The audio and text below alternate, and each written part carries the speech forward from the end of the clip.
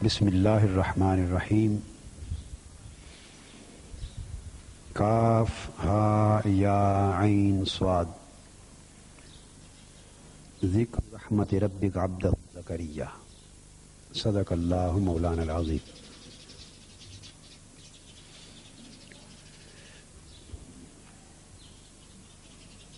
محترم معتکفین، معزز حاضرین، قرآن مجید میں یوں تو اکثر مقامات پر انبیاء علیہ السلام کا ذکر آیا ہے، مگر بعض صورتیں بطور خاص ایسی ہیں جن میں خصوصیت کے ساتھ بھرپور طریقے سے انبیاء علیہ السلام کا ذکر موجود ہے۔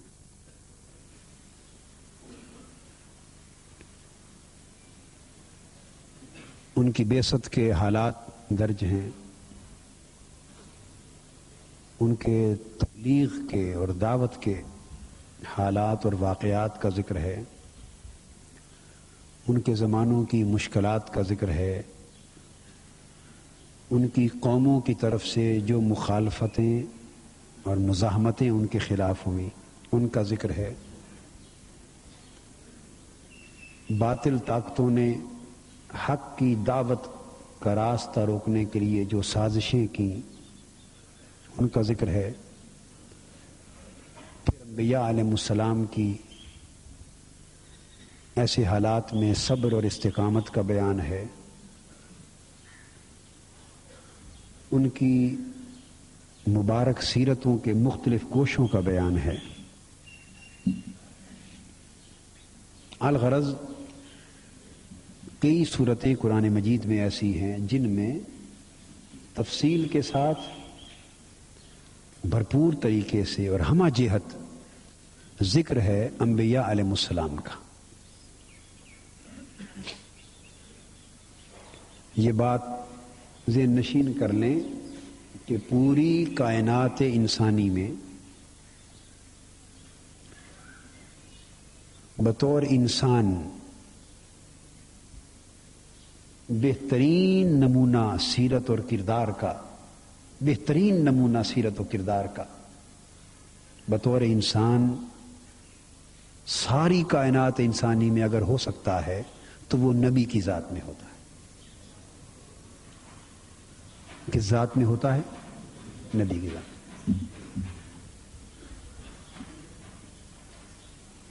لہذا اگر ہم اپنی دلوں میں یہ آرزو کریں کہ ہماری سیرت اور کردار کو فکری، نظریاتی، عملی، اخلاقی، روحانی، تحریکی، کسی بھی اعتبار سے کمال نصیب ہو، اگر ہم اپنی انسانی زندگی میں کمال کے آرزو مند ہوں تو انبیاء علیہ السلام کی مبارک زندگیوں سے بہتر کوئی نمونہ حصول کمال کا نہیں ہوتا، چونکہ انبیاء علیہ السلام کی زندگیاں یہ وہ نمونہ ہائے کمال ہوتے ہیں جو اللہ رب العزت منصب نبوت کی خاطر خود جن کو تیار فرماتا، چونکہ انہیں اللہ پاک نبوت کا منصب سونپتا، ان کے ذمے نبوت اور رسالت کی بڑی اونچی ذمہ داریاں ہوتی ہیں، اور ان ذمہ داریوں کو نبھانے کے لیے ان کی شخصیتوں کو، ان کی زندگیوں کو، ان کی سیرتوں کو، ان کے فکر کو، سوچ کو، عمل کو، اخلاق کو، زندگی کے ہر گوشے کو اللہ پاک خود اس منصب کے تقاضوں کے مطابق تیار فرماتا، اور پھر تمام انبیاء علیہ السلام کی زندگیوں اور سیرتوں کے جو حسن ہیں اور جتنی خوبصورتیاں ہیں وہ ساری خوبصورتیاں مل جائیں تو حضور نبی اکرم صلی اللہ علیہ وآلہ وسلم کی حیات طیبہ کی خوبصورتی بنتی، اور ان تمام انبیاء کی سیرتوں کے حسن مل جائیں تو حضور صلی اللہ علیہ وآلہ وسلم کی سیرت مبارکہ کا حسن بنتا ہے۔ مگر ان ساری سیرتوں کے حسن یکجا ہیں حضور علیہ الصلوۃ والسلام کی سیرت پاک میں، مگر جو بات سمجھنے والی ہے وہ یہ کہ وہ حسن سارے مل کر بھی جب حضور علیہ السلام کی سیرت پاک بنتے ہیں تو ان پر حضور صلی اللہ علیہ وآلہ وسلم کی حیات طیبہ کی فوقیت پھر بھی اس طرح ہے جیسے باقی مہینے کی راتوں کے چاند پر 14ویں رات کے چاند کی فضیلت ہوتی ہے۔ چاند ہر رات چاند ہوتا ہے، چاند ہر رات چاند ہوتا ہے، مگر پہلی رات کا بھی چاند ہوتا ہے، دوسری رات کا بھی، تیسری کا بھی، 10ویں کا بھی، 11ویں 12ویں کا بھی، پھر 17 کا بھی، 18 کا، 25 کا، مہینے کے آخری راتوں کا بھی چاند ہوتا ہے۔ چاند ہر رات چاند ہوتا ہے، مگر 14ویں رات کے چاند کی بات ہی کچھ اور ہوتی ہے۔ یعنی یہ فوقیت اور فضیلت ہے حضور علیہ الصلوۃ والسلام کی حیات طیبہ اور سیرت مبارکہ اور آپ کے نمونہ حیات کی باقی انبیاء علیہ السلام پر۔ مگر باریک بینی سے سمجھنے کے لیے، اور یوں سمجھیں کہ حیات مصطفیٰ صلی اللہ علیہ وآلہ وسلم ہی کی تفصیل کے طور پر باقی انبیاء علیہ السلام کی زندگیوں اور سیرتوں کا بیان قرآن میں، تو چاہیں تو سارے انبیاء کی مبارک سیرتوں کا بیان حضور علیہ الصلوۃ والسلام کی سیرت طیبہ کی شرح ہے۔ حضور صلی اللہ علیہ وسلم کی حیات مبارکہ متن ہے، اور تمام انبیاء کا اور رسل اعظام کی سیرتیں اور زندگیاں اس مبارک متن کی شروع ہیں، شرح ہیں، تفصیلات ہیں۔ یا یوں کہہ لیں کہ وہ تمام انبیاء علیہ السلام کی زندگیاں اور سیرتیں اگر تفصیلات ہیں تو حضور صلی اللہ علیہ وآلہ وسلم کی سیرت طیبہ ان تمام تفصیلات کا جامع خلاصہ ہے۔ جیسے عطر نکل آتا ہے نا کسی چیز کا، کیا عطر، پوری چیز کا مرکز نچوڑ نکل آتا ہے۔ گلاب کا عرق ہے، گلاب کا عرق ہے، بوتلیں بھری ہوئی آپ کے پاس ہوتی ہیں، کینوں کے کین بھرے ہوئے ہوتے ہیں، تو ہے تو وہ بھی گلاب کا عرق، مگر اتنی سی شیشی ہوتی ہے جو مرکز عطر ہوتا ہے، سینٹ گلاب کا، تو دونوں میں کتنا فرق ہوتا ہے کنسنٹریشن کا۔ یوں سمجھیں کہ اگر تمام انبیاء علیہ السلام کی مبارک سیرتیں تفصیلات ہیں تو حضور علیہ الصلوۃ والسلام کی سیرت طیبہ اور حیات مبارکہ ان تفصیلات کا خلاصہ ہے، جامع خلاصہ ہے، عطر ہے۔ تو یہ دونوں کی نسبت ہے آپس میں، دونوں کی ان تفصیلات کا اجمال ہے، یا اس متن کی وہ شرح ہے۔ تو کچھ صورتیں جن کا میں نے ذکر کیا کہ انبیاء علیہ السلام کا ذکر خاص طور پہ آیا ہے، ان میں سورہ مریم بھی ہے، یہ 16ویں پارے میں شروع ہوتی، پھر سورہ طٰہٰ ہے، سورہ انبیاء ہے، اسی طرح سورۃ النمل میں بھی ہے، سورۃ القصص میں بھی ہے، سورۃ الشعراء میں بھی ہے، ویسے سورہ ہود میں بھی ہے، بہت سی صورتیں ہیں جن کو آپ اگر ذوق و شوق سے پڑھا کریں تو پہلی بات جو میں ابتدا میں آج کہنا چاہتا ہوں وہ یہ کہ کچھ صورتوں کے نام تو میں نے بتا دیے، اس طرح اور بھی بہت ساری صورتیں ہیں، وہ ہم انشاءاللہ تعالی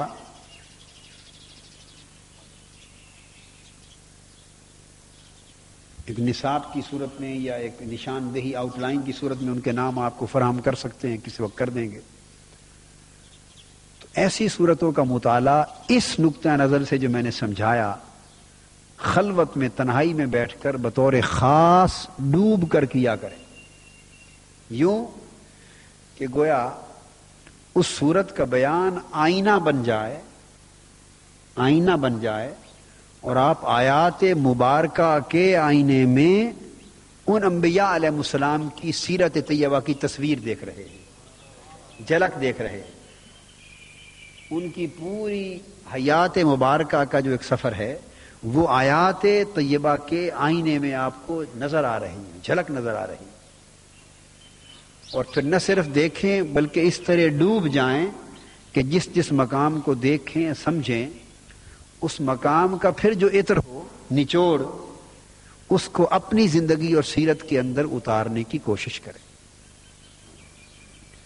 اس سے ہماری زندگیوں کے اندر ایک بہت بڑا انقلاب آ جائے گا، اور ہماری زندگیاں اگر ہم چاہیں اور اللہ پاک کی توفیق ہمیں نصیب ہو جائے تو سیر انبیاء کے رنگوں میں رنگی جا سکتی، اور اس سے بہتر رنگ کسی سیرت کا نہیں ہوگا، چونکہ انبیاء علیہ السلام کی سیرتوں کا رنگ اللہ کا رنگ ہوتا ہے۔ کیا؟ اللہ کا رنگ ہوتا ہے۔ اس حوالے سے آج ہم سورہ مریم کا مطالعہ شروع کرتے ہیں، اس کی ابتدا کرتے ہیں، اور بعد ازاں جیسے میں نے عرض کیا مشورہ کریں گے کہ سلسلہ وار درس کا موضوع اس اعتکاف میں کیا رکھنا ہے۔ میں نے ان 3 سورتوں پر، سورہ مریم، سورہ طٰہٰ اور سورہ انبیاء پر ایک آؤٹ لائن قرآن مجید کے بیان کی، خواص الانبیاء کے نام سے یا اسی طرح کا صفات الانبیاء کے نام سے، مجھے اب ذہن میں نہیں ہے، نہیں وہ اور چیز ہے، اس نام سے ایک میں نے فائل تیار کی تھی کچھ عرصہ قبل۔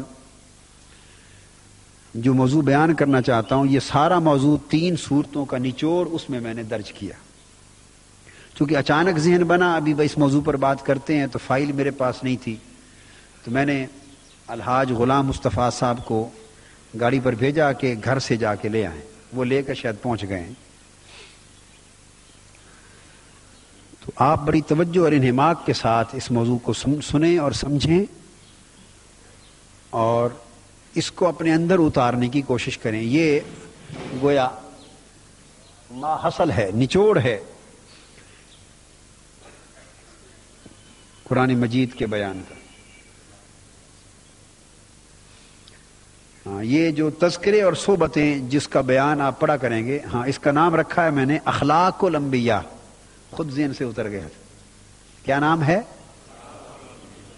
اور اس میں 111 نکات اور صفات انبیاء علیہ السلام کی سیرت طیبہ کے بیان کی ہیں۔ کتنے؟ 111۔ یہ اخلاق الانبیاء سورہ مریم، طٰہٰ اور الانبیاء ان پر مشتمل ہے۔ یہ جو تذکرے اور صحبتیں جو کتاب ہے جس کا مطالعہ آپ شاید روزانہ عصر کے بعد حلقے کی صورت میں کیا کریں گے، اس کی ابتدا میں جو مقدمہ ہے اس مقدمے کا بھی کچھ حصہ گویا اسی طرح کے مضمون پر مشتمل ہے جس مضمون کا بیان آج ہم کر رہے ہیں۔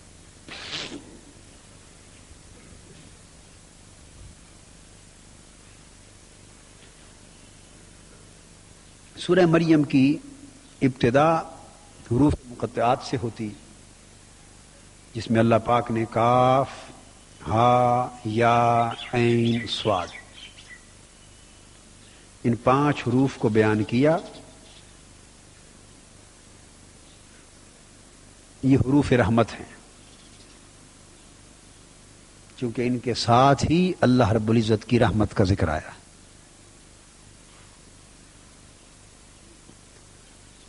اب میں آیت کریمہ پڑھوں گا، اس کا ترجمہ مفہوماً بیان کروں گا، تاکہ یعنی زیادہ وقت نہ لگے، لفظی ترجمے کی بجائے مفہوماً ترجمہ بیان کروں گا، اور اس کے اندر جو وصف، جو صفت بیان ہوئی ہے کسی اللہ کے برگزیدہ نبی کی اور اللہ کے محبوب اور مقرب بندے کی، جو خلق بیان ہوا ہے یا ان کے کسی عمل کا تذکرہ ہے یا کسی خوبی کا بیان ہے، اس کی نشاندہی کروں گا، اور ضرورت حسب ضرورت جس قدر مطلوب ہوگی اس کی تفصیل، اس کی وضاحت وہ انشاءاللہ کروں۔ اللہ رب العزت نے فرمایا ذکر رحمت ربک عبدہ زکریا، اس صورت میں اے حبیب صلی اللہ علیہ وآلہ وسلم آپ کے رب کی رحمت کا بیان ہے، آپ کے رب کی رحمت کا بیان ہے جو اس نے اپنے بندے حضرت زکریا پر فرمائی۔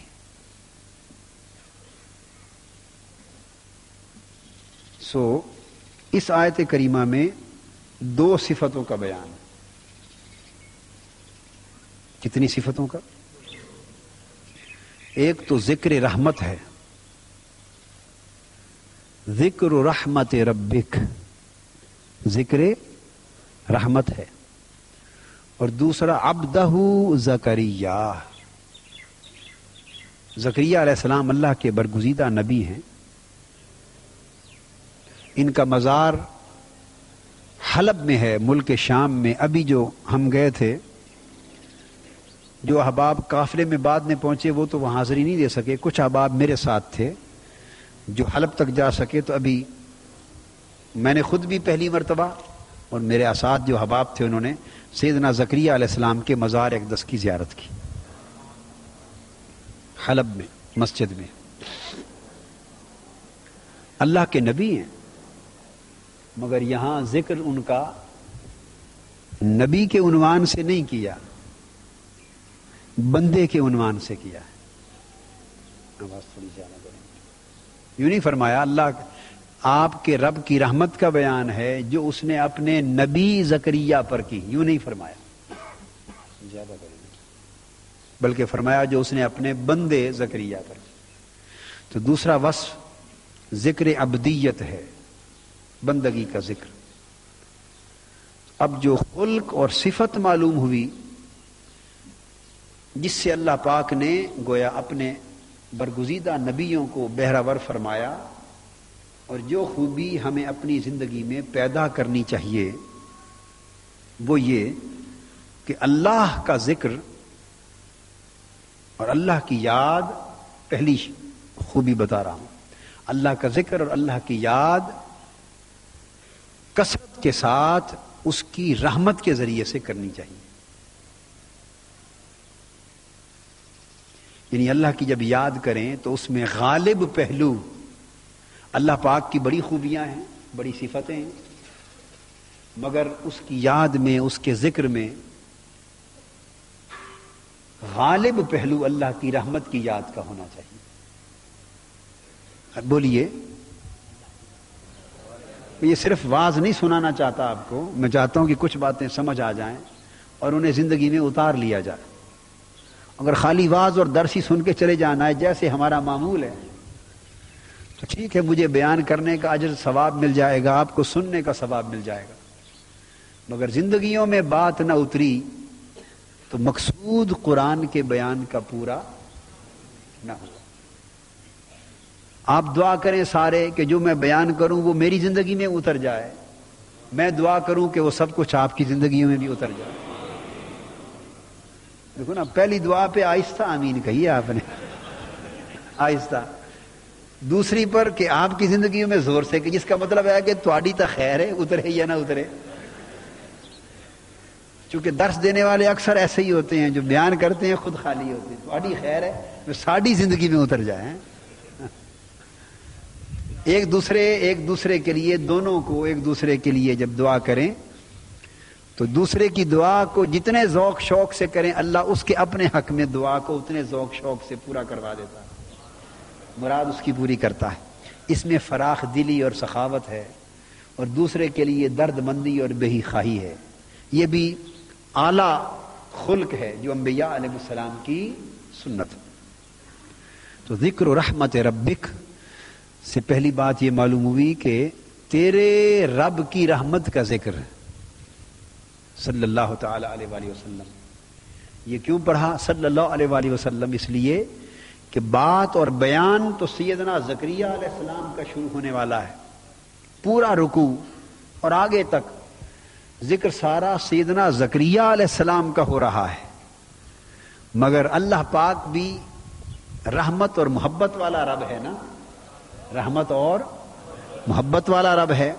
بات سیدنا زکریا علیہ السلام کی کرنی تھی مگر چھیڑا اس بات کو اپنے حبیب کے حوالے سے.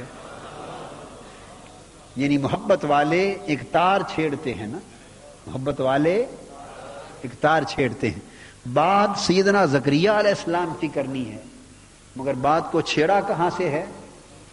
میرے پیارے حبیب تیرے رب کی رحمت کا ذکر ہے. یوں بھی فرما سکتے ہیں اللہ پاک رب کی رحمت کا ذکر ہے. کیا یہ بات بھی میں اس لیے بتا رہا ہوں کہ ہم منہاج القرآن کا ایک مزاج ہے خاص, اور اس مزاج کا خمیر عشق رسول صلی اللہ علیہ وآلہ وسلم سے تیار ہوا.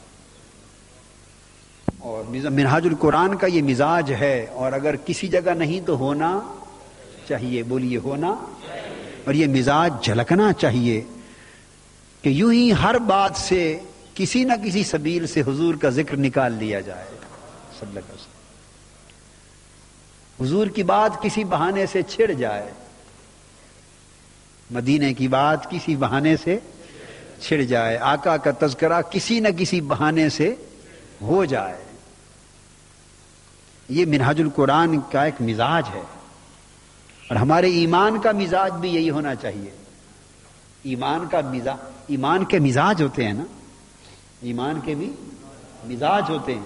ہمارے ایمان کا مزاج یہ ہونا چاہیے کہ اس کے مزاج میں حضور علیہ الصلوۃ والسلام کا عشق اور محبت اور رغبت اور تڑپ اور طلب اور چاہت یہ کوٹ کوٹ کے بھری ہونی چاہیے. تو بعض لوگ کہتے ہیں کہ ہر خطاب ہو, ہر تقریر ہو, وہ ختم جا کے حضور علیہ السلام کی محبت اور شان پر یا آپ کے ذکر پر کرتے ہیں. ظاہراً بات اس طرف کی دکھائی دے یا نہ دے مگر کھینچ کر اسے مدینے کی طرف حضور علیہ السلام کی طرف لے جاتے ہیں.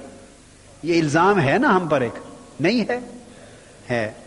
ہم اس الزام کا جواب دے رہے ہیں, اس الزام کا جواب دے رہے ہیں. ہم کیا کریں, ہم کیا کریں؟ ہم کھینچ کر لے جائیں یا نہ لے جائیں, ہم کھینچ کر لے جانے والے کون ہیں؟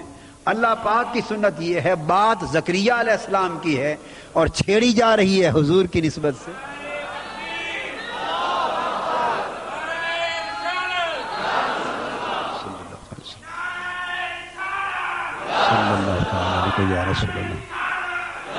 صلی اللہ تعالی علیہ یا سیدی یا رسول اللہ. تو اللہ پاک نے فرمایا اے میرے حبیب محمد صلی اللہ علیہ وآلہ وسلم, آپ کے رب کی رحمت کا ذکر ہے. رب تو ساروں کا ہی ہے نا, تو حضور کا اکیلا تو نہیں, مگر حضور علیہ السلام کا نرالا رب ہے. حضور کا نرالا رب ہے. آپ کے رب کی رحمت کا ذکر ہے. کون سی رحمت؟ جو اس نے اپنے بندے زکریا پہ فرمائی تھی. سبحان اللہ. تو یہ آپ کو ایک یعنی تلقین کی کہ ہمارے ایمان کا اور ہمارے مشن کا اور ہمارے ذوق کا مزاج یہ ہونا چاہیے. اب پھر وہ پہلا نقطہ سیرت کے حوالے سے, تو ذکر و رحمت ربک کا معنی یہ ہوا, مفہوم یہ ہوا, بلکہ مراد یہ ہوئی کہ اللہ پاک کا ذکر اور اللہ پاک کی یاد میں غالب پہلو اللہ کی رحمت کا رہنا چاہیے. بولیے نا, غالب پہلو اللہ کی رحمت کا رہنا چاہیے, اور بندہ ہر وقت اللہ پاک کی رحمت کا طالب رہے, اللہ پاک کی رحمت کا ذاکر رہے. اب لکھنے کے لیے تو آپ کے پاس ہے ہی کچھ نہیں, بس بیٹھے ہیں, نہیں لائے ہوئے نوٹ بکس اور کاپیاں, پین, کتابیں. ہاں ٹھیک ہے, چونکہ آج کل ہمارے حافظے اتنے مضبوط, میرا اپنے حافظے کا مجھے پتہ ہے, میرا حافظہ تو اتنا مضبوط اور طاقتور نہیں ہے کہ چیزوں کو, بہت ساری چیزوں کو یاد رکھے. آپ کے اگر مجھ سے طاقتور زیادہ بھی ہوں تب بھی اتنے تو نہیں ہے نا کہ ساری باتیں یاد رہیں. لکھ لینا اچھا ہوتا ہے, پھر آدمی محفوظ کرتا ہوں. تو ہر وقت بندہ اللہ کی رحمت کا ذاکر رہے, اور جو اللہ کی رحمت کا جتنا ذاکر ہوگا یعنی یاد رکھنے والا ہوگا, وہ اللہ کی رحمت کا اتنا ہی طالب ہوگا, اللہ کی رحمت کا اتنا ہی طالب ہوگا. اور جو اللہ کی رحمت کا جتنا طالب ہوگا اتنا ہی اللہ کی رحمت کی خیرات پانے والا ہوگا. جو جتنا اللہ کی رحمت کا طالب ہوگا اتنا ہی اللہ کی رحمت کا واجب ہوگا. تو 3 باتیں میں نے کہی. جو بندہ اللہ کی رحمت کا جتنا ذاکر ہوگا کیا اتنا ہی اللہ کی رحمت کا طالب ہوگا, اور جتنا اللہ کی رحمت کا طالب ہوگا اتنا ہی اللہ کی رحمت کا واجد اور واصل ہوگا. اللہ کی رحمت کا واجد اور یعنی اتنا ہی اللہ کی رحمت کو پانے والا ہوگا, اور اتنا ہی حصہ اللہ کی رحمت کا اس کو ملے گا. تو معلوم یہ ہوا کہ ہمیں زندگی میں کثرت سے ہر وقت اللہ کی رحمت کی یاد, اللہ کو یاد رکھنا چاہیے اس کی رحمت کے ساتھ. اس کا فائدہ کیا ہوگا؟ سیرت میں کیا تبدیلی آئے گی؟ زندگی میں مایوسیاں ختم ہو جائیں گی. مایوسیوں کا ایک رجحان ہوتا ہے زندگی میں. ہماری زندگی میں عام طور پر ایک مایوسی کا رجحان پایا جاتا ہے. لوگ جلد مایوس ہو جاتے ہیں, جلد کسی چھوٹی چھوٹی بات پر مایوس ہو جاتے ہیں, اور جب مایوسی پیدا ہوتی ہے تو اس کا نقصان انسانی زندگی میں اور سیرت و کردار میں اور سوچ میں اور عمل میں کیا ہوتا ہے کہ زندگی کی سوچ منفی ہو جاتی. جب مایوسی آتی ہے اللہ کی رحمت سے, مایوسی آتی ہے تو سوچ منفی ہو جاتی. جب سوچ ہی منفی ہو گئی تو عمل کے اندر قوت ختم ہو جاتی, عزم اور عمل میں قوت ختم ہو جاتی. یہ تینوں چیزیں متعلق ہیں. رحمت کا پہلو اگر سوچ میں یاد میں غالب نہ رہے تو مایوسی کے غلبے کا امکان زیادہ ہوگا, اور جو ہی زندگی کے کسی پہلو میں مایوسی چھا جائے فوراً اس معاملے میں سوچ منفی ہو جائے گی. جب سوچ منفی ہو جائے گی تو اللہ کی ذات سے تو درکنار اس کی ساری مخلوق سے بھی طرز عمل منفی ہو جائے گا. اللہ کی رحمت سے تو وہ مایوس ہو ہی گیا, تو اللہ کی رحمت سے مایوسی ہوتے ہی مخلوق کے ساتھ بھی طرز عمل اس کا اچھا نہیں رہے گا, منفی طرز عمل ہو جائے گا. قوت یقین ختم ہو جائے گی, قوت عمل ختم ہو جائے گی, حرارت عمل ختم ہو جائے گی, اور نتیجتاً زندگی منتشر ہو جائے گی. یہ میں نے 4 چیزیں ترتیب سے بتائی ہیں, یہ نچوڑ ہے اس نقطے کا. زندگی کیا ہو جائے گی؟ منتشر ہو جائے گی. مایوس شخص یاد رکھ لے زندگی میں کچھ بھی نہیں کر سکتا. مایوس شخص زندگی میں کچھ بھی نہیں کر سکتا. جو کچھ ہوتا ہے وہ امید سے ہوتا ہے. جو کچھ ہوتا ہے, بولیے, امید کسی کام کے ہونے کی ہوتی ہے تو ہوتا ہے. اور اگر امید کیسے ہوتی ہے؟ وہ اللہ کی رحمت کو یاد رکھنے سے ہوتی ہے. اللہ کی یاد رحمت کے ساتھ, یاد الہی میں پہلو رحمت غالب رہے تو امید ہوتی. اور جوں جوں بندہ ذکر رحمت کو, یاد رحمت کو بڑھاتا چلا جائے, امید یقین میں بدلتی چلی جاتی. امید یقین میں بدلتی چلی جاتی. تو گویا ذکر و رحمت ربک کا نچوڑ یہ نکلا کہ بندو مجھ پر کامل یقین رکھنے والے بن جاؤ. مجھ پر کامل یقین اور بھروسہ توکل رکھنے والے بن جاؤ, اور مایوسیوں کو اپنی زندگی سے نکال دو. آپ نجی زندگی میں نہیں دیکھتے مجلسوں میں خامیشن کی بات ہو رہی ہو, ادارے کی ہو رہی ہو, تحریک کی ہو رہی ہو, آپس کے معاملات ہو رہی ہوں, تو ایک ذہن ہوتا ہے وہ کہتا نہیں جی ناممکن ہے, ہو ہی نہیں سکتا. یعنی آغاز ہی سوچ کا یہیں سے ہوتا, نہیں یہ ناممکن ہے یہ. تو جب ذہن نے اس کو ناممکن بنا لیا اور انسان پہلے ہی مایوس ہو گیا, تو بتائیے اس موضوع پر یا اس مسئلے پر کوئی کوشش پھر ممکن رہے گی؟ بعض لوگ کہتے ہیں اچھا ٹھیک ہے ہم کوشش تو کرتے ہیں مگر ہونے کا کوئی امکان. تو جب ہونے کا امکان ہی نہیں ہے تو پتہ چل گیا ابھی کوشش کیا ہوگی, کوشش مردہ کوشش ہوگی. تو بس مایوسی سے انسان کے اندر ساری حرارت ختم ہو جاتی. اس لیے اللہ پاک نے آغاز سیرت کی تشکیل کے بیان کا آغاز ہی مضمون رحمت سے کیا. تشکیل سیرت کے مضمون کا آغاز ہی, تشکیل سیرت و کردار کے مضمون کا آغاز ہی اللہ پاک نے بیان رحمت سے کیا, جس کا مقصد یہ تھا کہ اگر سیرت اور کردار تشکیل دینا ہے اور اپنی زندگیاں مضبوط، مستحکم اور با مقصد اور با مراد زندگی کو تشکیل دینا چاہتے ہو تو اس کا پہلا قدم یہ ہے کہ اسے مایوسی کی راہ پر نہ سفر شروع کرو بلکہ رحمت اور امید کی راہ پر سفر شروع کرو. گویا یہیں سے زندگیوں کے دو رخ بن جاتے ہیں اور دو سیرتیں بن جاتی ہیں، دو سوچیں ڈیولپ ہو جاتی. اسی نقطے سے دو انسان وجود میں آ جاتے ہیں. بولیے، اسی نقطے سے دو انسان وجود میں آ جاتے ہیں کہ اس کی شخص کی سوچ میں غالب پہلو رحمت کا ہے، یعنی امید کا ہے، یا مایوسی اور نا امیدی کا ہے. بس اسی سے دو انسانوں کا فیصلہ ہو جاتا ہے، دو زندگیوں کا فیصلہ ہو جاتا ہے، دو راستے متعین ہو جاتے ہیں. تو جب راستے ہی دو جدا ہو گئے تو صاف ظاہر ہے پھر منزلیں جدا ہو گئی. تو میں نے بڑا زور دیا اور کافی تفصیل سے اس نقطے پر گفتگو کی ہے، چونکہ یہ نقطہ مرکز و محور ہے ہماری سیرت اور کردار کی تشکیل کا. آج کل کے حالات مایوس کن ہیں. آج کل کے حالات، ایسے حالات میں اس نقطے پر توجہ دینا اشد ضروری ہو گیا. یعنی ملکی حالات، سیاسی حالات، اقتصادی حالات، معاشرتی حالات، اخلاقی حالات، روحانی حالات، معاشرے پہ نگاہ دوڑائیں، ہر سمت جو حالات ہیں وہ مایوس کن ہیں. تو حالات کا سارا اثر انسان کی زندگی پر یہ ہو رہا ہے کہ مایوسی پیدا ہو رہی ہے. تو یہ حالات کا دباؤ ہے، اور اگر یہ دباؤ ہمارے ایمان پر بھی اثر انداز ہو گیا تو ہمارا کچھ نہیں بچے گا. لہذا اندر سے ایمان کا دباؤ اتنا ہونا چاہیے جو حالات کے اثرات کے دباؤ کو توڑ دے، حالات کے اثرات کے دباؤ کو توڑ دے. اور ایمان کا وہ دباؤ جو حالات کے مایوس کن حالات کے دباؤ کو توڑ دے، دفاع بھی کرے اور توڑ بھی دے، وہ ایمان کا دباؤ کیا ہوگا؟ وہ دباؤ رحمت کا دباؤ ہوگا. کیا ہوگا؟ رحمت کا دباؤ ہوگا. اسی رحمت سے امید ملے گی، اسی امید سے یقین آئے گا، اسی سے قوت نصیب ہوگی.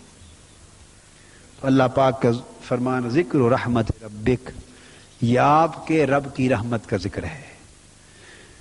تو گویا انبیاء علیہ السلام کی سیرتوں کی خوبی یہ تھی کہ وہ اللہ پاک کی رحمت سے پر امید رہتے تھے، مایوس نہیں ہوتے تھے.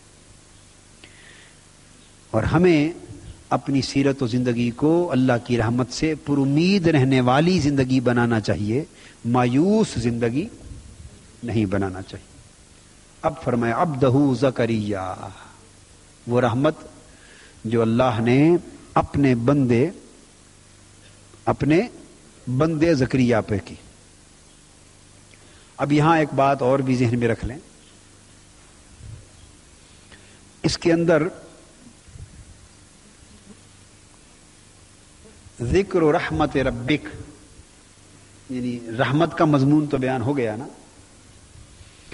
اب اس میں دو باب اور بھی ہیں. ذکر و رحمت ربک، یعنی سورت کا آغاز حروف مقطعات کے بعد کس لفظ سے ہوا؟ ذکر سے. بولیے کس سے؟ ذکر سے. تو اس سے کیا معلوم ہوتا کہ دل پر باب ذکر ہر وقت کھلا رہنا چاہیے. باب ذکر دل پر ہر وقت کھلا رہنا چاہیے. وہ دل جس کا باب ذکر یعنی ذکر کا دروازہ جس کا بند ہو جائے وہ دل غافل ہو جاتا ہے. سبحان اللہ. جس دل کا ذکر کا دروازہ بند ہو جائے وہ دل غافل ہو جاتا. قرآن مجید نے فرمایا فلا تطع من اغفلنا قلبه عن ذکرنا. اے بندے اس شخص کی پیروی نہ کر اور اس کے پیچھے نہ چل، اس کے پیچھے نہ چل جس کا دل ہم نے اپنے ذکر سے غافل کر دیا ہے. جس کا دل ہم نے اپنے ذکر سے غافل کر دیا. اب یہاں سے دو باتیں معلوم ہو گئیں. پتہ چلا کہ کچھ دل غافل ہوتے ہیں اور کچھ دل ذاکر ہوتے. معلوم ہو گیا نا, کچھ دل غافل ہوتے ہیں اور کچھ دل. ہم غافل دل لے کر یہاں آئے ہیں, غافل دل لے کر یہاں آئے ہیں. کوشش کریں کہ جائیں تو غافل دل ذاکر دل بن گئے ہو, ذاکر دل بن گئے ہو.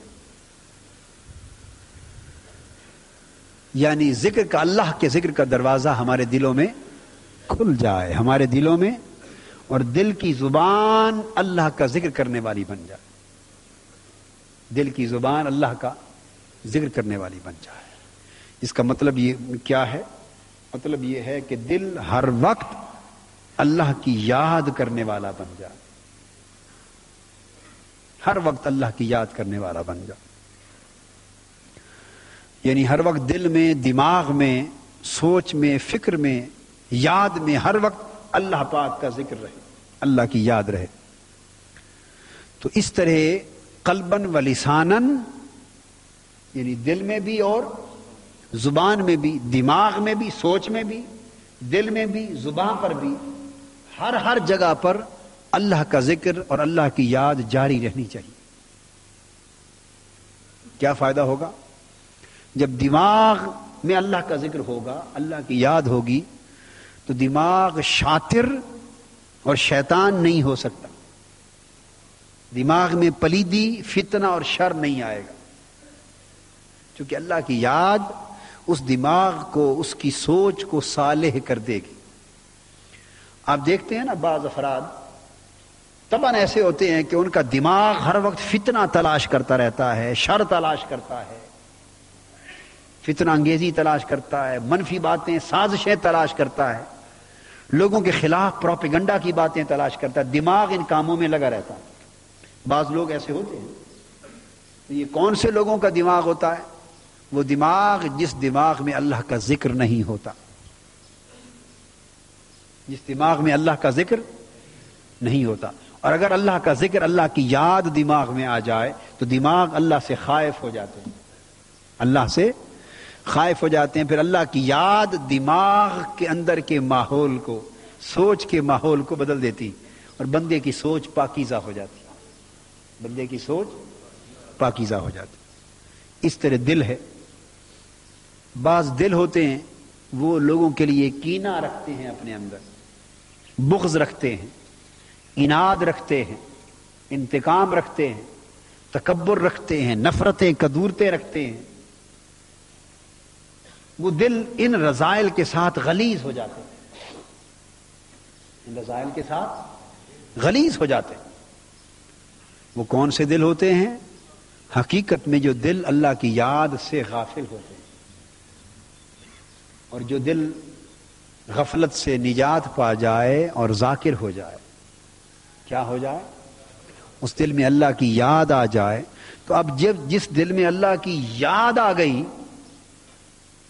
اب اس دل میں نفرتوں, کدورتوں, غلاظتوں کے میل کچیل ختم ہو جائیں گے. وہ دل بھی پاک ہو جائے, وہ دل بھی پاک ہو جائے. تیسری بات, بعض لوگ ہوتے ہیں ہم ہی میں سے, اور ہم ہی ہیں وہ لوگ جن کی زبان دوسروں کی غیبت میں, گالی گلوچ میں, برا بھلا کہنے میں, چغلی میں, گندے کلمات میں, فحش بیانی میں, فحش کلامی میں, لغویات میں ہر وقت لگی رہتی زبان. یہ کون سی زبانیں ہوتی ہیں؟ جو اللہ کے ذکر سے غافل ہوتی ہیں, جن زبانوں پر اللہ کے ذکر کا دروازہ بند ہوتا ہے. جن پر اللہ کے ذکر کا دروازہ بند ہوتا ہے تو پھر غیبت کے دروازے کھل جاتے, چغلی کے دروازے, گالی گلوچ کے دروازے, لغویات کے لغو کے دروازے, فحش کلامی کے دروازے کھل جاتے. دونوں چیزیں ایک دروازے میں تو نہیں ہو سکتی, اور دو دروازے بھی جمع نہیں ہو سکتے ایک ہی جگہ پر. تو اگر زبان اللہ کے ذکر میں شاغل ہو جائے, اور زبان پر اللہ کے ذکر کا دروازہ کھل جائے, اور زبان اللہ کی ذاکر ہو, تو جس زبان پر اللہ کا ذکر ہوگا وہ زبان گالی گلوچ سے محفوظ ہوتی چلی جائے گی, محفوظ. اور ساتھ زبان کے دل بھی ذاکر ہوگا, تو مزید حفاظت ہو جائے گی، دماغ بھی ذاکر ہوگا تو اور حفاظت ہو جائے گی۔ آپ سمجھ گئے نا؟ تو تین چیزیں اللہ کی یاد میں شاغل اور اللہ کے لیے ذاکر ہونی چاہیے۔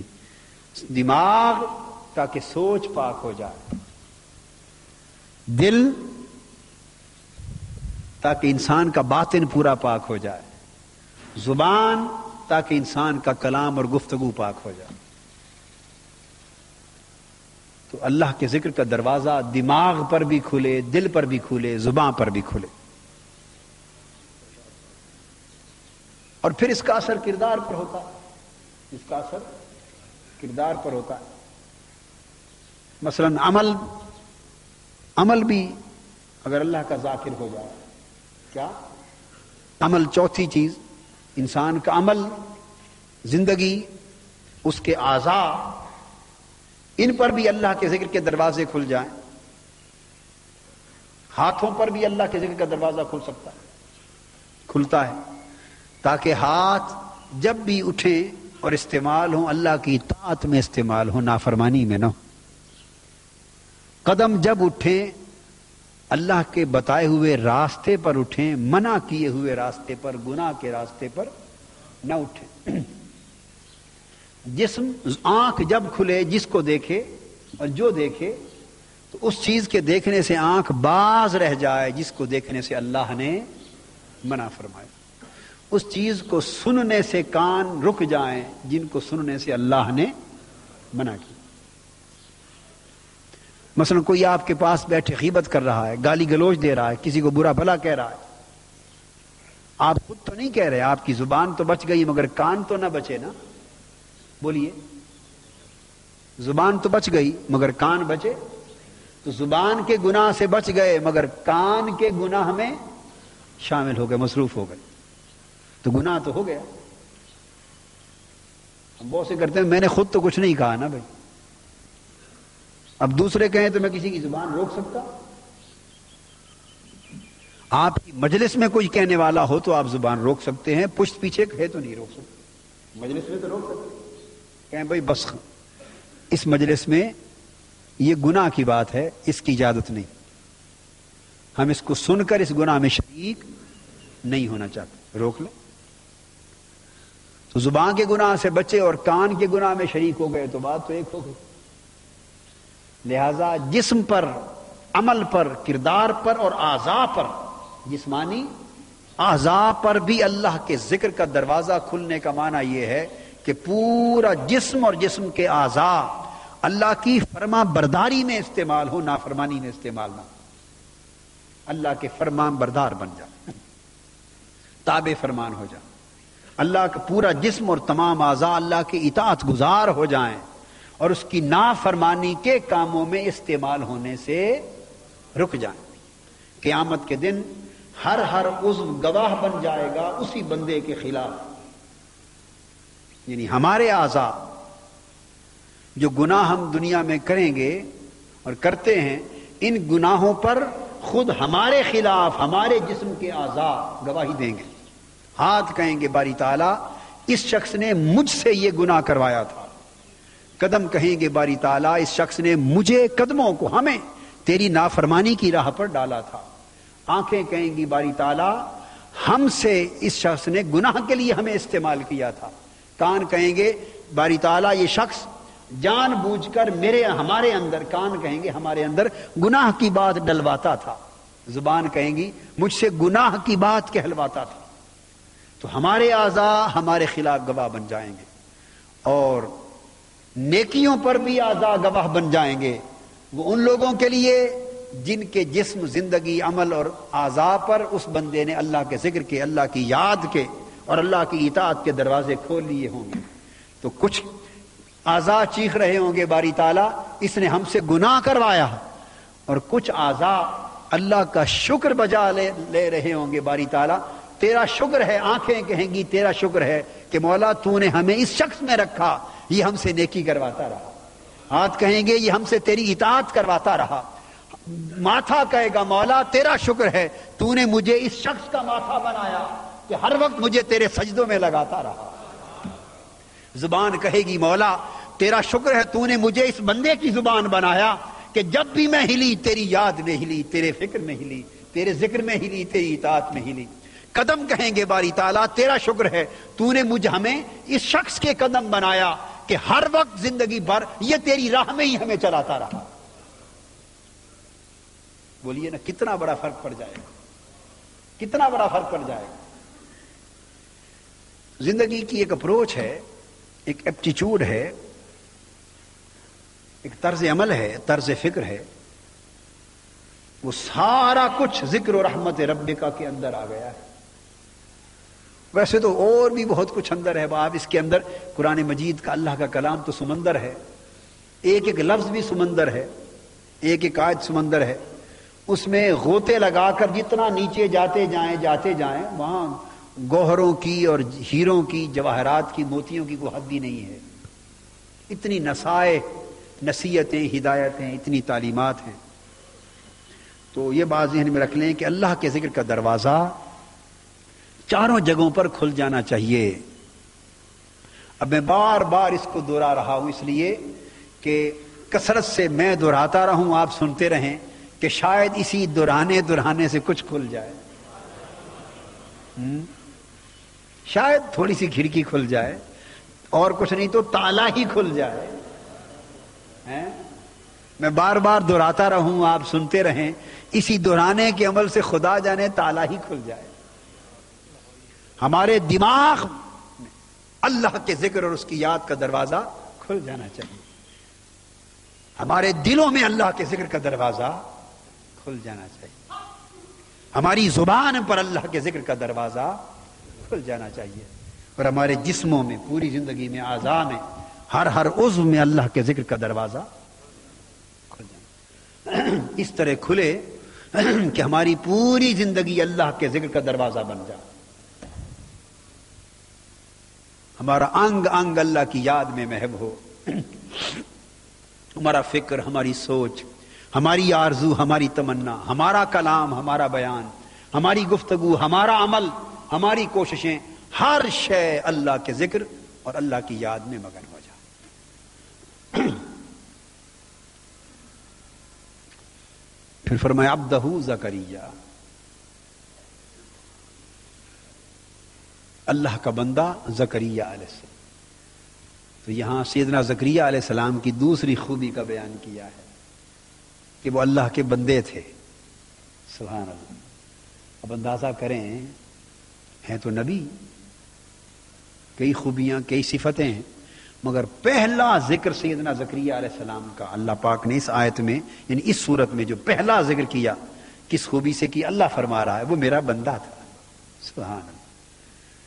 آپ اندازہ کر سکتے ہیں کہ وہ کیسی بندگی ہوگی، کیسی ہائے ہائے ہائے کیسی بندگی ہوگی جس کو اللہ پاک خود فرما رہا ہے زکریا کون؟ میرا بندہ تھا۔ انہوں نے اللہ کا بندہ بن کے دکھایا تھا نا، اللہ کا بندہ بن کے دکھایا تھا، تو بندگی ان کی زندگی میں بولتی تھی، دکھائی دیتی تھی، اور اس طرح دکھائی دیتی تھی کہ اللہ پاک فرما رہا ہے میرا بندہ زکریا۔ اب ہمارے اندر بندگی کا وہ تصور ہی نہیں رہا، بندگی کا وہ تصور نہیں رہا۔ ہم بندگی کیا سمجھتے ہیں؟ 5 وقت نماز، 5 وقت کی نماز ہی ہماری بندگی، اور اگر کسی کو 1-2 زائد نفلی نمازیں پڑھنے کا موقع مل جائے تو وہ سمجھتا ہے کہ بڑی بندگی ہے میری، کچھ 7-4 تسبیحات بھی دن میں پڑھ لیتا ہے تو سمجھتا ہے کہ الحمدللہ بڑی بندگی ہو گئی۔ ہم نے بندگی صرف عبادت کا، تسبیح کا نام رکھا ہے، نہیں، اور اس کے برعکس حقیقت کیا ہے کہ بندگی پوری زندگی ہے۔ بولیے، بندگی پوری زندگی ہے۔ اگر ساری زندگی اللہ کی منشا کے تابع ہو جائے، اللہ کی منشا اور اللہ کی رضا کے تابع ہو جائے، اللہ کی رضا کے تابع ہو جائے پوری زندگی، تو ساری کی ساری زندگی بندگی بن جاتی، ساری کی ساری زندگی بندگی بن جاتی۔ اور جو لوگ اپنی ساری زندگی کو بندگی بنا لیتے ہیں ان کی بندگی کا ذکر اللہ کرتا ہے۔ یہ میرے بندے ہیں، یہ میرے بندے۔ قرآن مجید میں فرمایا بل عبادہ مکرمون، بلکہ وہ اس کے بندے ہیں بزرگی والے، وہ اللہ کے بزرگی والے بندے۔ بڑے بڑے لوگوں کا ذکر اللہ پاک نے اس نسبت سے کیا ہے۔ تو بہت بڑی خوبی اور صفت یہ ہے کہ ہم اللہ پاک سے اپنی زندگی میں بندگی کا تعلق استوار کریں۔ کیا استوار کریں؟ اور یہ تعلق ایسا استوار کریں کہ ہماری پوری زندگی اللہ کی بندگی بن جائے۔ ہماری توجہ اس پہلو پر کم ہے، پوری کم ہے یا نہیں جی؟ پوری زندگی بندگی بن جائے۔ اس کے بعد اور یہ جو میں نے پہلے 4 دروازوں کا ذکر کیا، اللہ کے ذکر کے 4 دروازے، دماغ کا دروازہ، دل کا دروازہ، زبان کا دروازہ اور عمل کا دروازہ اللہ کے ذکر کا، تو یہ اگر 4 دروازے اللہ کی یاد کے کھل جائیں تو لا محالہ پوری زندگی اللہ کی بندگی بن جائے گی۔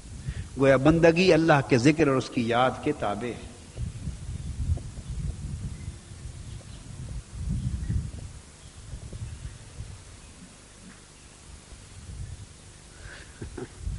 بھئی یہ فلسفیانہ سوالوں کا وقت نہیں ہے کہ میرے سارے ہاتھ پاؤں زبان ہر چیز میرے خلاف گواہی دے، تو سوال یہ پیدا ہوتا ہے کہ میں کون ہے۔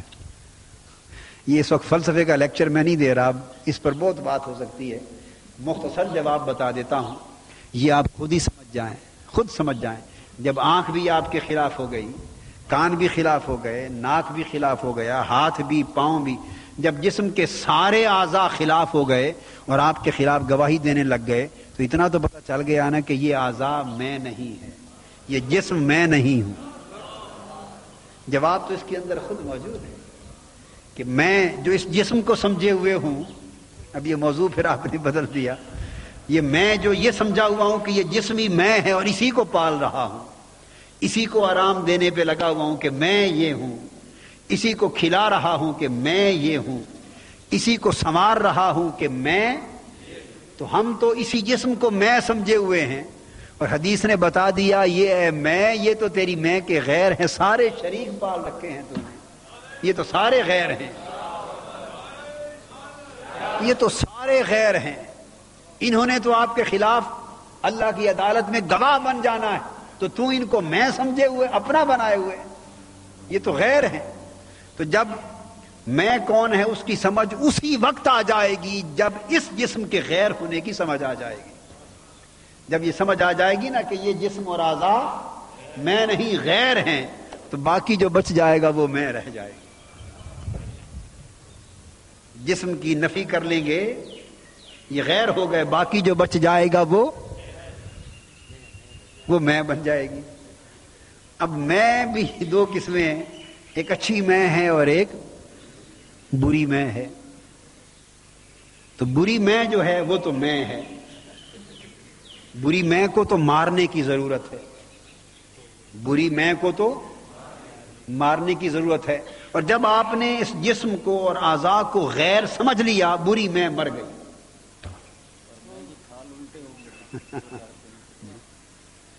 جب یہ آپ نے جسم کو اعضاء کو غیر سمجھ لیا اور ذکر کے 4 دروازے کھول لیے اور ان کو تابع کر لیا اللہ کے ذکر اور اطاعت کے، تو بری میں تو جو میں کرتی ہے نا، وہ میں تو مر گئی۔ اب ایک اور میں رہ گئی، وہ جو اللہ میں فنا ہونا چاہتی، وہ میں ہے جو نہیں رہنا چاہتی، جو رہنا چاہتی ہے وہ بری میں ہے، اس کو مٹا دو، جو رہنا چاہتی ہے اسی کو ختم کر دو، جو نہیں رہنا چاہتی اسے پیدا کرو، جو رہنا چاہتی ہے اس کو، جو رہنا چاہتی، جو چاہتی ہے میں رہوں، میں پلوں، میں بڑی ہوں، جو میں اپنا تشخص اور اپنا رہنا چاہتی ہے، برقرار رہنا چاہتی ہے، اس کو ختم کر دو، وہ مروائے گی، وہی گواہ بن جائے گی، وہ مروائے گی۔ اور ایک میں وہ ہے جو کہتی ہے کہ بقول غالب نہ تھا کچھ تو خدا تھا، کچھ نہ ہوتا تو خدا ہوتا، ڈبویا مجھ کو ہونے نے، ڈبویا مجھ کو ہونے نے، نہ ہوتا میں تو کیا ہوتا۔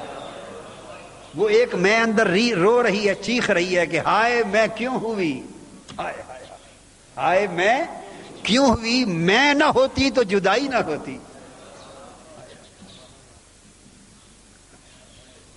یہ میں ہی نہ ہوتی تو جدائی نہ ہوتی، یہ میرے ہونے نے مجھے جدا کر دیا۔ میں بنی تو پردے آ گئے، میں بنی تو دیدار رہ گئے، میں بنی تو وصال جاتے رہے، میں بنی تو قربتیں جاتی رہی، میں بنی تو اس کی صحبتیں جاتی رہی، میں بنی تو اس میں فنا ہونے کی لذتیں جاتی رہی۔ وہی میں چیخ رہی ہے، تڑپ رہی ہے، کہہ رہی ہے بندے خدا کے لیے مجھے تو ختم کر تاکہ اس سے مل جاؤں، جا کر جہاں سے جدا کی گئی ہوں، جہاں سے دور بھیجی گئی ہوں، پھر وہاں چلی جاؤں۔ مجھ کو وطن سے دور لا کے مار ڈالا گیا، وہ میں مرنا چاہتی ہوں، وہ میں، اور اصل میں وہ ہے، اصل میں وہ ہے۔ اس میں کے کئی چہرے ہیں، یعنی کئی رخ ہیں، کئی رخ ہیں۔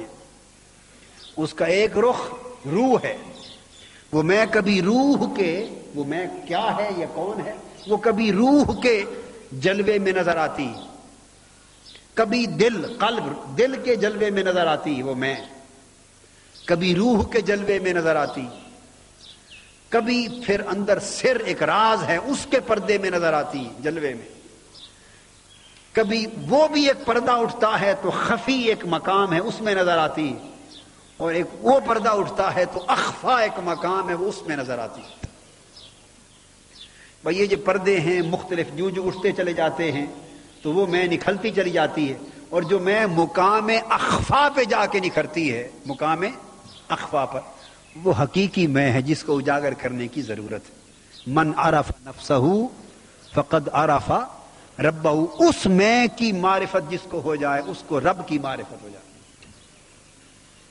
اس کو بولیے رب کی معرفت ہو جاتی۔ بھئی آپ سوال ہمارا نہ بھیجیں، سوال آئیں گے موضوع ہٹ جائے گا اور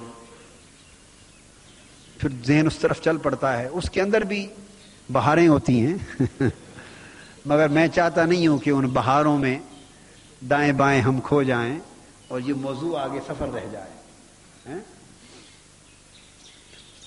تو عرض یہ کر رہا تھا عبدہ زکریا کہ ہمیں بندہ بن جانا چاہیے۔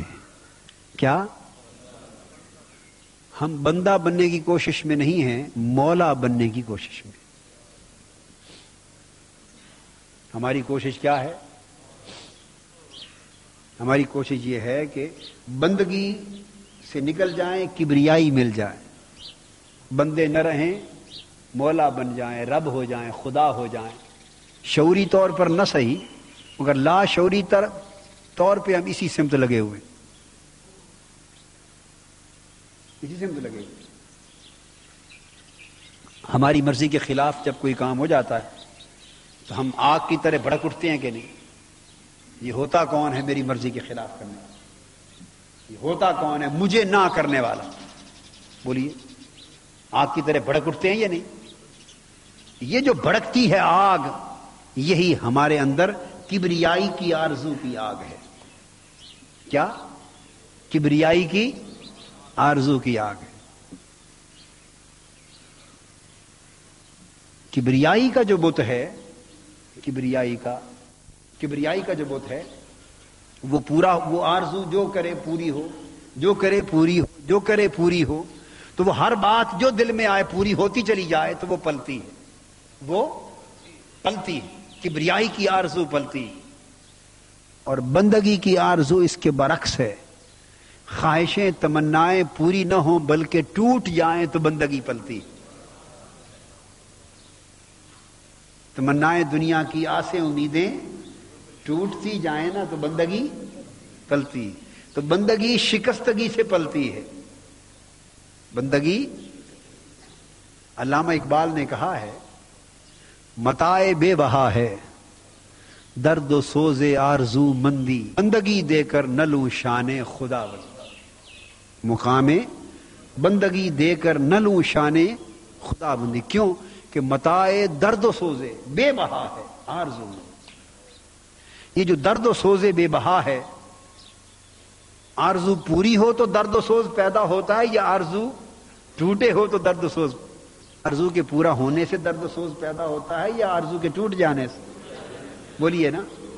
دنیا میں جو ہماری امیدوں کے جال بچھے ہوئے ہیں، ہماری امیدوں کے جو دنیا میں جال بچھے ہوئے ہیں، یہ امیدیں پوری ہوتی جائیں تو درد و سوز پیدا ہوتا ہے، یا امیدیں دنیا سے ٹوٹتی جائیں تو درد و سوز پیدا ہوتا ہے؟ دنیا سے امیدیں جوں جوں ٹوٹتی ہیں تو درد و سوز کی آگ بھڑکتی ہے، تو درد و سوز کی آگ بھڑکتی ہے، اور بندگی درد و سوز کی آگ پر پکتی ہے.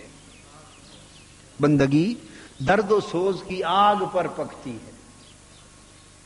تو اللہ کے ساتھ جو نسبت ہے نا درد و سوز والی، جس میں غیر سے نسبت، غیر سے امیدیں ٹوٹتی جائیں اور صرف اس کی طرف امیدیں لگتی جائیں، یہ درد و سوز اور شکستگی کی جو کیفیت ہے، اس سے کی جو تپش اور آگ ابھرتی ہے، وہ بندگی کو پکاتی ہے، بندگی کو جواں کرتی ہے. یہ راستہ ہے بندگی کا. اس بندگی میں عاجزی ہے، ہمیں عاجزی پیدا کرنی چاہیے. اس بندگی میں تواضع ہے، ہمیں تواضع پیدا کرنی چاہیے. اس بندگی میں اللہ پر امید ہے، دنیا پر امید نہیں، ہمیں یہ کیفیت پیدا کرنی چاہیے.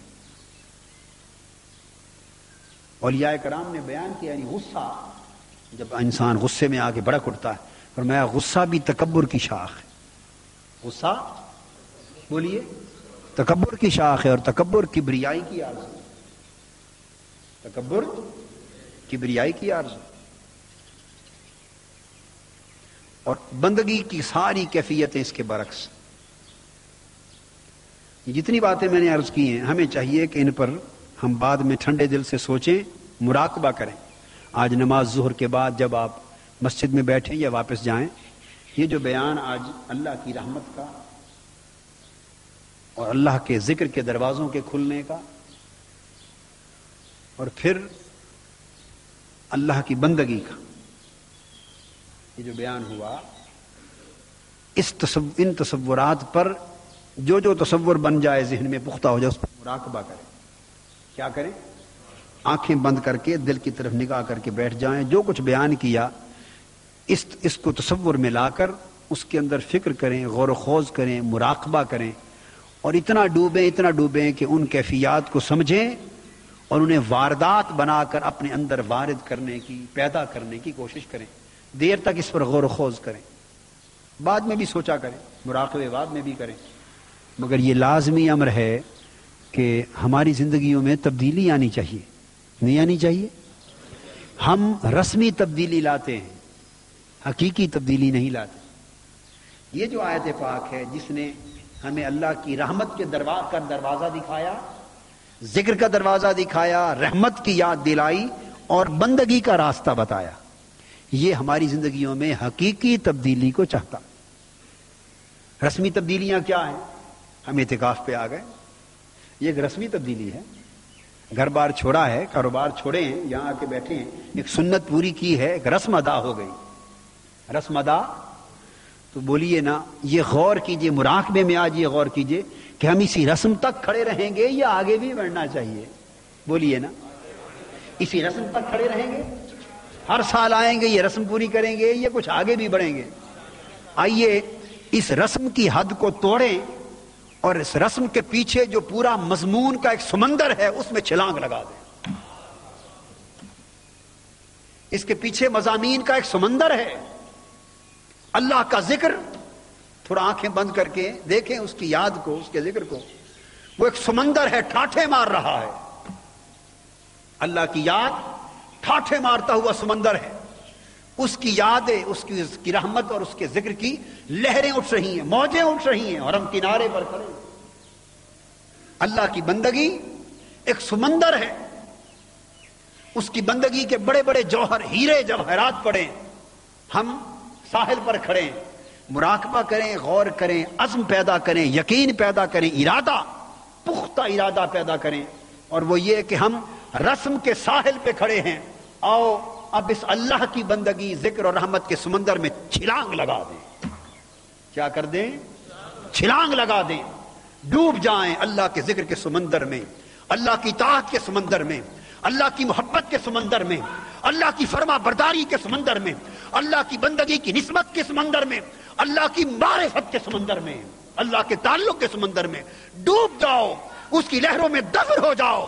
اوپر نیچے اللہ کا ذکر ہو، اللہ کی نسبت ہو، اس کی بندگی ہو، اور بندہ ڈوبتے ڈوبتے اسی کے ذکر کے تصور میں فنا ہو جائے.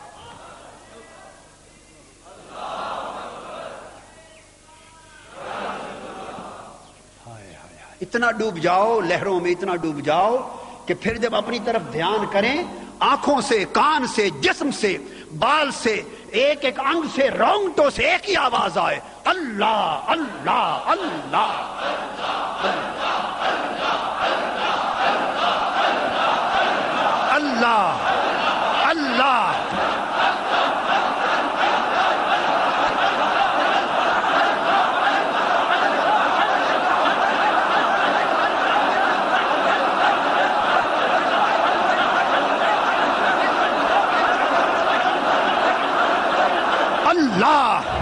اللہ اللہ.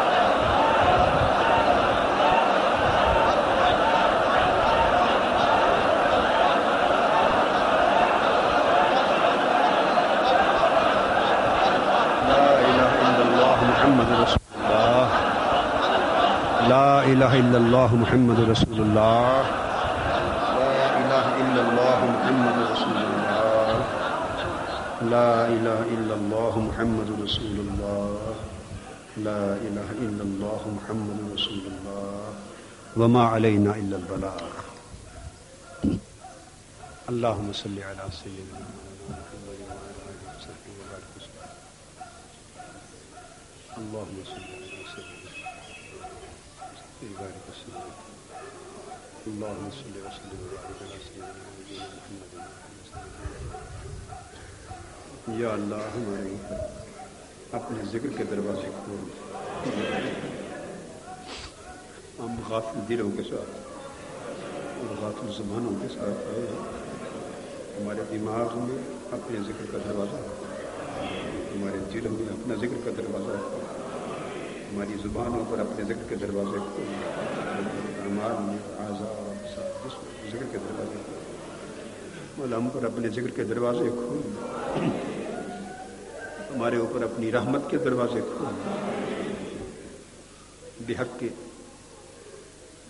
ذکر و رحمت ربک عبدہ زکریا ہم پر اپنے ذکر کا دروازہ کھول یا اللہ ہم پر اپنی رحمت کا دروازہ کھول بحق کے ذکر و رحمت ربک عبدہ زکریا یا اللہ ہم پر اپنے فیضان ربوبیت کا دروازہ کھول بحق کے ذکر و رحمت ربک عبدہ زکریا اپنے فیضان ربوبیت کے دروازے کھول دے اور مولا ہم پر انوار ابدیت کے دروازے کھول دے بحق کے ذکر و رحمت ربک عبدہ زکریا عبدہ زکریا ہمیں انوار ابدیت عطا فرما اطوار ابدیت عطا فرما شعور ابدیت عطا کر کمال ابدیت عطا کر حق ابدیت ادا کرنے کی توفیق دے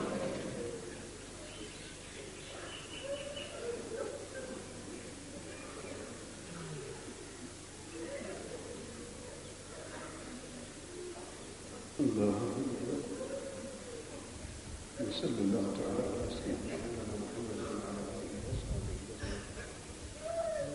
لا